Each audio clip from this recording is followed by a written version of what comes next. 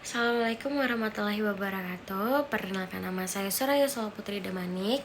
Saya dari kelas 12 Otomasi 4. Jadi saya akan menjelaskan tentang program PLC secara sekuensial atau secara urut menurut pengetahuan yang sudah saya dapat. Dan saya mencari tahu infonya dari YouTube, dan kurang lebihnya saya mohon maaf. Terima kasih. Nah, mengapa di sini ada judul logika?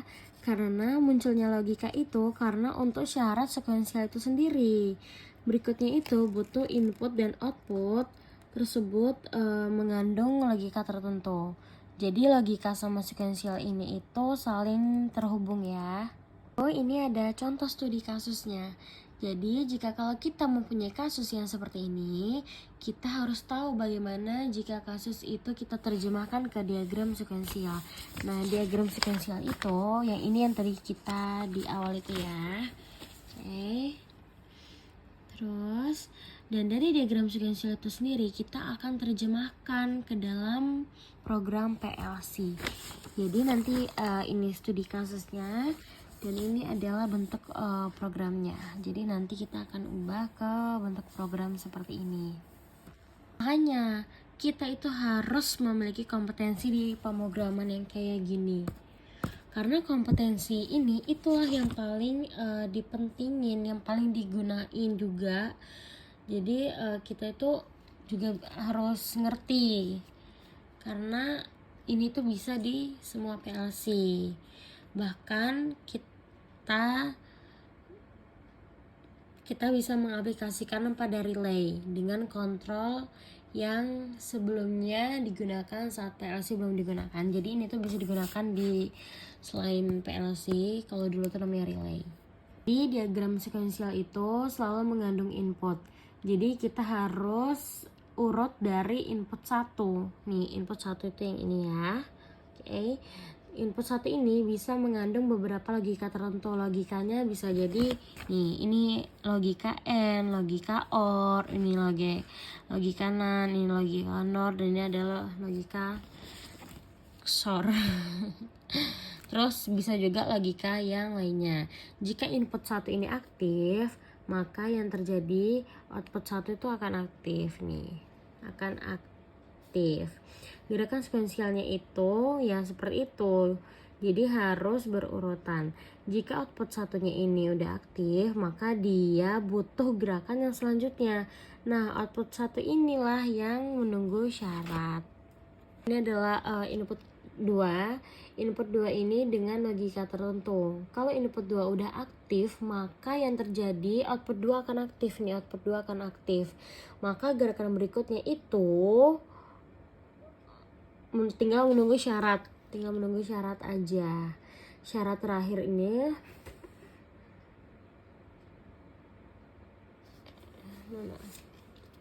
asumsi ini hanya sekuensial saja. Syarat terakhir ini akan meriset sistem untuk cara sederhana untuk menerjemahkan gerakan sekuensial mesin ke dalam program PLC dengan cara buat diagram sekuensial seperti ini. Jika kita memiliki 3 input, nah ini kan ada 3 input nih, input 1, input 2, input 3. Nah, jika kita memiliki 3 input seperti ini, maka input itu akan ada 8 kemungkinan yang terjadi. Karena 2 pangkat N itu sama dengan 2 pangkat 3 atau 2 kali 2 kali 2, dan itu adalah 8. Jadi ada 8 kemungkinan. Ini tuh semua on, semua nilainya 0, dan semua nilainya 1. Untuk logika N ini itu adalah logika yang dimana jika semua inputnya aktif, maka outputnya aktif. Terus dia disambungnya secara seri ya, yang N ini. Yang OR ini itu satu aja input yang aktif dia akan aktif. Kalau nggak ada yang aktif baru dia mati. Dan untuk OR ini dia disambungnya secara paralel. Selanjutnya ini ada yang NAND, ini tuh adalah not not n. Jadi kalau di n dia 0, di nan akan berubah menjadi 1. N1 yang terakhir, N1 yang terakhir, maka nan 0 yang terakhir nih. Terakhir. Selanjutnya ini ada logika NOR. Misalkan di logika ini 1 atau 2 input yang aktif maka akan aktif. Jika dia nggak aktif atau jika dia ada 0, jadi dia tiga-tiganya 0. Label ini nanti akan menjadi syarat untuk input. Studi kasus yang tadi, jadi 1 dan 2 ini adalah syarat dari logika N karena 1 dan 2. Dan kan itu N kan. Nah, jadi lampu 1 nyala nanti akan mati di output. Kemudian lampu 2 akan menyala dan lampu 1 mati. Ini adalah sekuensial kedua atau urutan yang kedua. Sekuensial yang ketiga atau urutan yang ketiga, 10 detik kemudian lampu 3 itu menyala. Lampu 2 akan mati, sekuensial keempat atau urutan keempat, 5 detik kemudian lampu mati dan sistem akan terreset. Di sini ada tambahan tombol 3 dan 4 nih, tombol 3 dan 4 ditekan semua lampu mati. Dan ini logiknya itu OR karena 3 atau 4 ya. Nah, selanjutnya 5 detik kemudian lampu 2 menyala. Tombol 1 dan 2 selain mengaktifkan lampu juga mengaktifkan timer. Nih timer ya, timer tuh yang kayak gini. Itu adalah timer 0 dan dia tuh bekerja selama 5 detik. Nah ini, jadi dia tim 000 ini flowchartan dan dia tuh 50 atau 5 detik. Nih, timer dia bakal menghitung kalau timer ini tuh sudah aktif, maka kontak T00 akan aktif. T00 ini adalah kontak timer. Nih, ini tuh adalah kontak timer ya. Dia tuh adalah kontak timer. Kalau ini udah aktif, yang terjadi adalah lampu 2-nya lampu 1-nya mati. Nih. Jadi dia sesuai dengan studi kasus itu. Setelah mengaktifkan nanti W001 nih, W001 akan mengaktifkan. Kemudian setelah menyalakan lampu 2 dan mematikan lampu 1, 10 detik kemudian harus mengaktifkan timer lagi nih.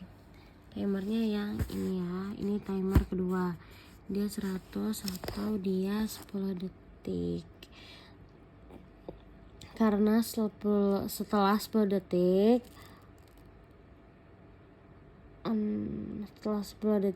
timer 1 atau yang T001 ini akan aktif, akan membangkitkan sekuensial. Yang berikutnya 10 detik kemudian lampu 3 menyala, lampu 2 mati, maka di sini tim 002 atau yang ini dia cuma 5 detik dibuat timer selama 5 detik. Nanti kita buat supaya itu terakhir saat tim 002 atau timer 002 yang ini itu udah aktif. Jadi ini tuh dia nih, kalau yang di sini itu dia T002 nih, yang ini ya, itu kontak timernya aktif. Terus dia akan mereset sistem sehingga mematikan semua lampu. Tombol 3 atau tombol 4 ini juga akan mereset sistem nih. Dia tombol 3 atau tombol 4 itu gunanya untuk mereset sistem. Nah, setelah terjemahkan ke dalam program sekuensial, selanjutnya terjemahan ke dalam program PLC dalam kontak ladder. Nah, ini dia. Ini tuh program laddernya. Jadi dia sama ini tuh kayak bersatu gitu ya. Program PLC ini ya. Di sini di tombol 1 dan tombol 2 ini kan logikanya N, maka yang terjadi dia akan mengaktifkan W00 dan si ini mana ya, nah si ini itu atau latching namanya ya, atau pengunci. Jadi rangkaian penguncian ini harus paham. Jadi kalau kita belum paham rangkaian penguncian ini, pasti kita bakal kesulitan. Karena bayangkan saja kalau misalkan kita harus menekan tombol secara terus-menerus tanpa kita lepas, itu bakalan capek dan akan tidak efisien jadinya. Kemudian tombol 1 dan 2 mengaktifkan W00 di-reset oleh W003. Maka ini di-reset oleh W003, di-reset juga oleh tombol 3 atau tombol 4. Jadi nanti kalau tombol 3 atau 4 ditekan juga harus mati. Nah, syarat yang kedua adalah kontak timer 0 nih, kontak timer 0 T00 mengaktifkan W001 yang ini, terus dikunci dengan W001, ini latchingnya. Kemudian diberi syarat W00 supaya W001 tidak akan aktif sebelum W00 aktif. Jadi selalu berurutan seperti itu. Selanjutnya yang ketiga ini T001 untuk mengaktifkan W002. Diberi syarat W001, maka T001 ini akan mengaktifkan W002. Dikunci dan diberi syarat W00 ini. Syarat yang keempat dia T002 untuk mengaktifkan W003. Kemudian diberi syarat W002 dikunci dengan W003. Nah, syarat yang kelima ini W00 adalah syarat untuk mengaktifkan lampu. Kemudian W00 juga mengaktifkan timer. Sekarang W001 mengaktifkan lampu 2, maka di program W001 mengaktifkan lampu 2 juga. Kemudian W001 mematikan lampu 1, maka W01 lampu 1 diprogram adalah not. Jadi dia aktif, dia mematikan. Tim 001 ini untuk mengaktifkan timer 1 selama yang udah ditentukan. W002 menyalakan lampu 3, W002 juga menyalakan lampu 3. W002 menyalakan lampu 3, W002 mematikan lampu 2, W002 juga mengaktifkan timer 2. Maka W002 akan mengaktifkan timer 2 selama 8 detik. Sekian itu saja yang bisa saya jelaskan, kurang lebihnya saya hanya bisa paham segitu, kurang lebihnya saya minta maaf. Wassalamualaikum warahmatullahi wabarakatuh.